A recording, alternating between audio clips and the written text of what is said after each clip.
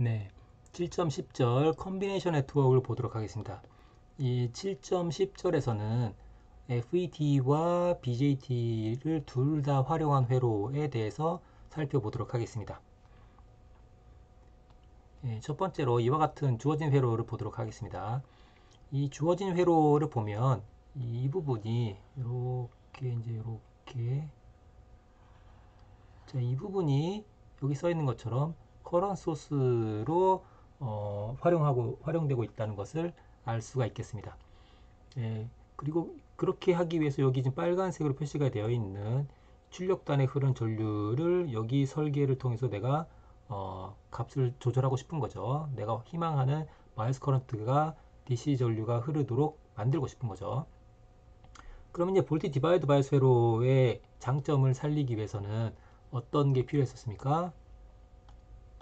자, 그것을 활용하기 위해서는 아이고 여기 자, 여기서 봤을 때 일단은 여기에 지금 전류가 안 흐르기 때문에 여기는 전압차가 없으니까 이렇게 돼 있고 여기는 끌어진 것과 마찬가지입니다. 따라서 여기 이건 있으나 마나예요. 자, 그러면 여기 전압을 TR의 베이스 전압을 요 볼티 디바이더 바이어스 회로로만 볼티 디비전으로만 구하고 싶다고 한다면 이 저항값과 이 저항과 이쪽 저항의 병렬 저항된 값이 거의 차이가 없으면 되겠죠. 그러려면 이쪽 TR의 베이스 쪽으로 바라봤을 때 저항이 이 저항의 10배 이상 크면 된다고 했었습니다. 자, 그러면 DC 중 해석을 하고 있는데 여기에 2m에 1.6K가 있으니까 요거에 베타를 곱한 것과 이거를 10배 한 것과 비교해서 이쪽이 크면 되는 거죠. 자, 계산을 해봤더니 크더라 라는 것을 알 수가 있었습니다. 자, 따라서 우리는 근사 기법을 이용해서 여기 전압, 게이트 전압을 계산해낼 수가 있겠습니다. 그래서 계산했더니 근사적으로 보니까 대략 3.6 정도가 됐습니다. 자, 그럼 여기가 이렇게 해서 대략 VB를 구했고 이 VB가 대략 3.6 정도가 되는 거죠. 이거를 다 쓸까요? 여기다가 VB, VE, VC 우리가 지금 구해야 될 것들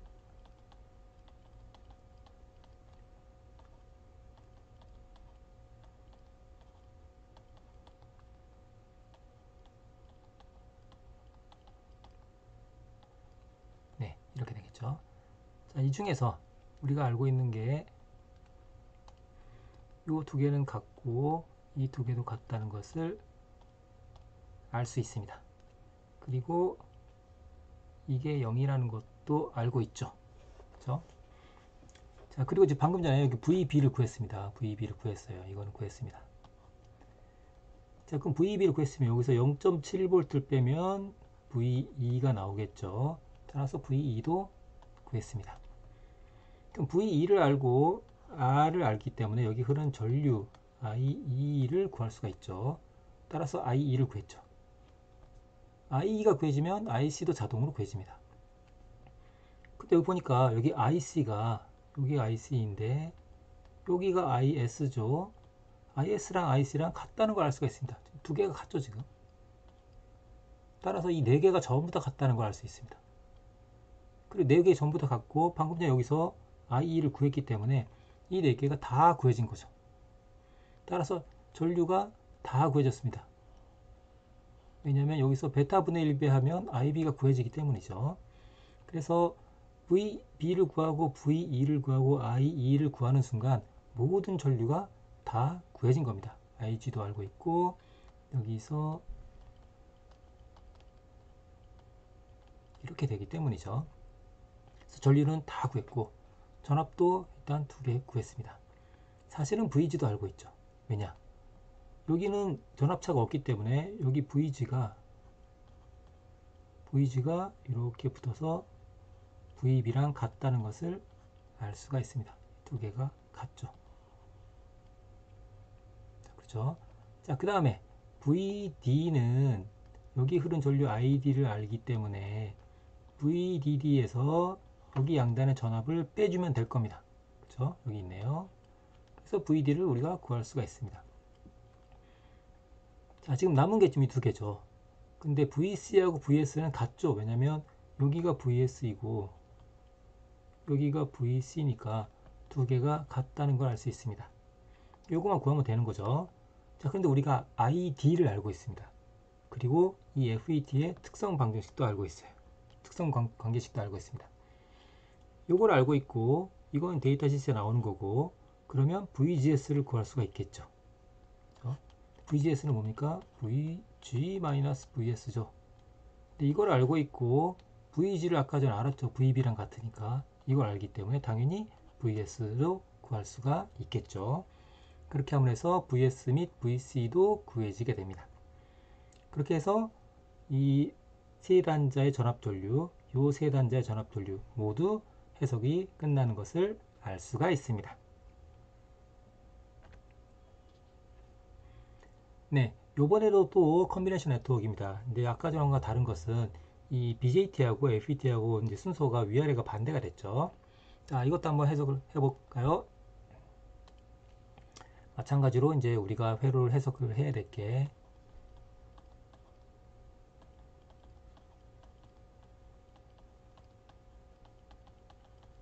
자, 이렇게 있고,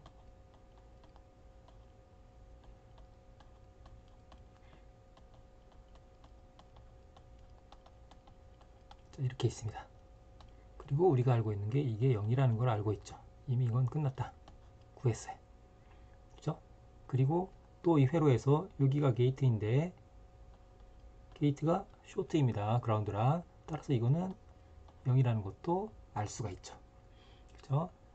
자, 그럼 다시 회로를 해석해 볼까요? 자, 마찬가지로 게이트 소스 이 부분에다가 KVL 한번 돌려보겠습니다. 그럼 여기가 이렇게 VGS가 될 거고, 자, 플러스 VGS에다가 저항 양단의 전압을 두 개 더하면 그러면 0이 되는 거죠. 따라서 VGS는 이런다는 것을 알 수가 있습니다. 그리고 이 FET의 특성 관계식을 우리가 알 수 있기 때문에 여기 있죠. 여기에 이 VGS를 이것을 대입을 하게 되면 ID의 2차 방정식이 나오게 되겠죠. 거기서부터 우리는 ID를 구해낼 수가 있습니다. ID가 구해지면 여기다 집어넣게 되면 VGS도 구해지게 되겠죠. 따라서 ID와 VGS 둘 다 구해졌습니다.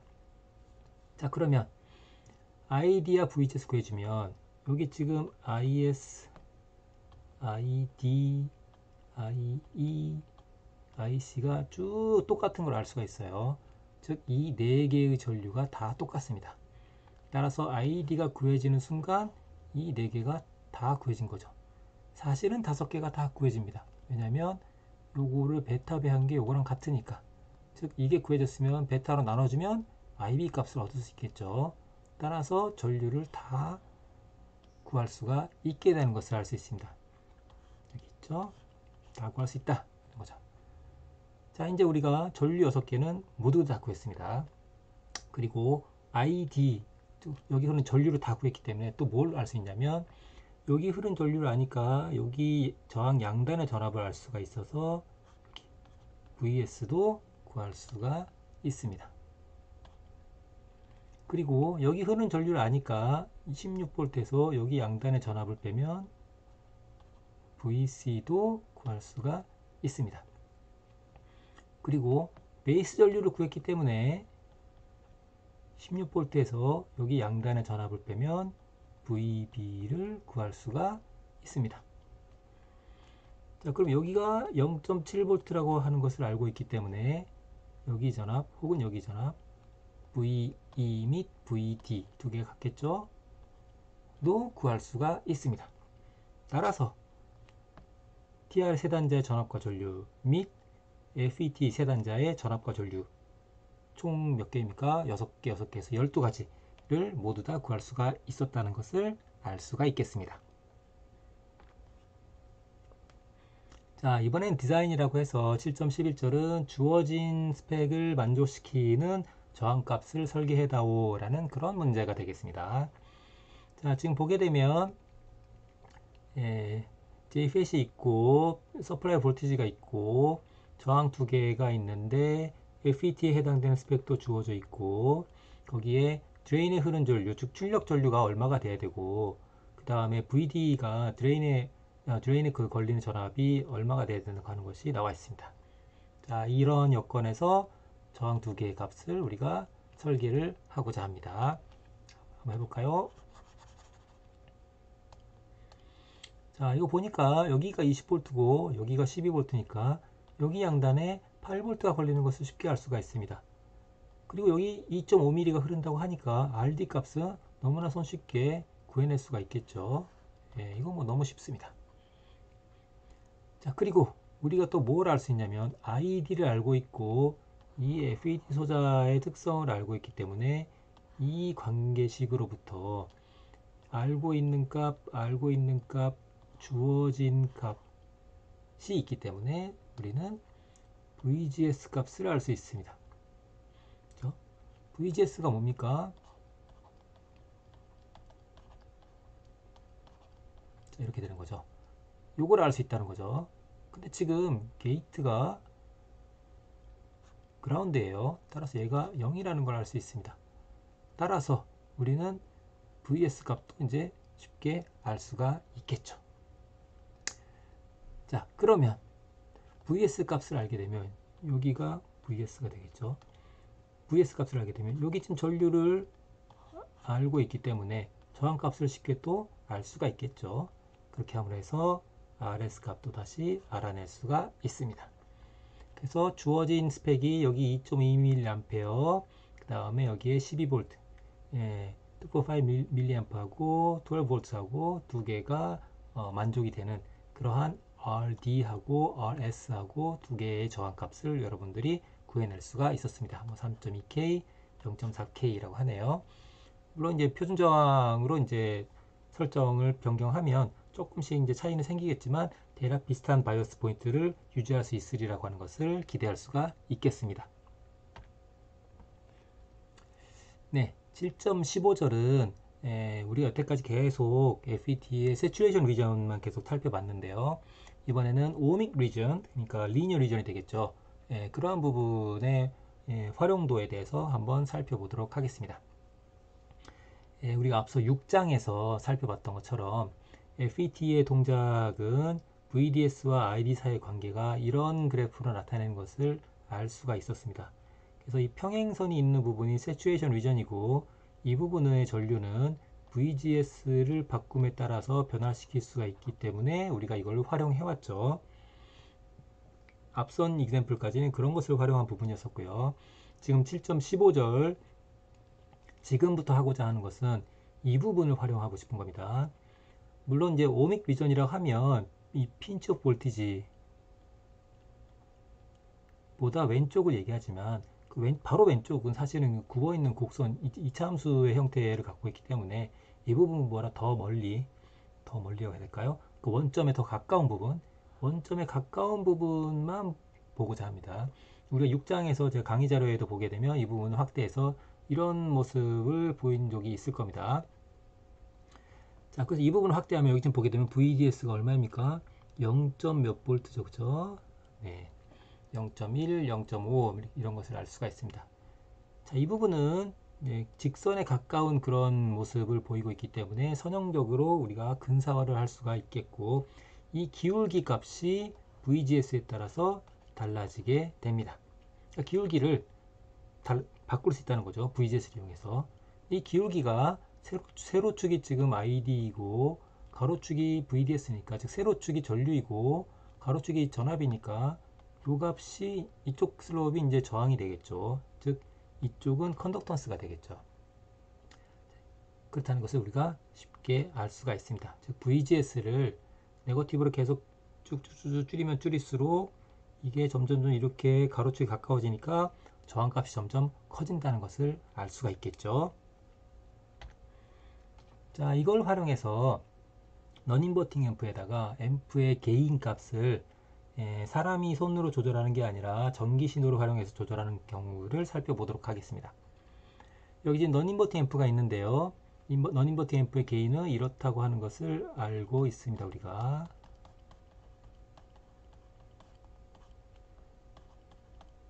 자, 이 경우에 지금 RF가 고정이라고 생각을 하고 R1을 조절하게 되면 그러면 요 전체 게인 값을 조절할 수가 있겠죠. 그죠? 이게 조절이 가능할 겁니다.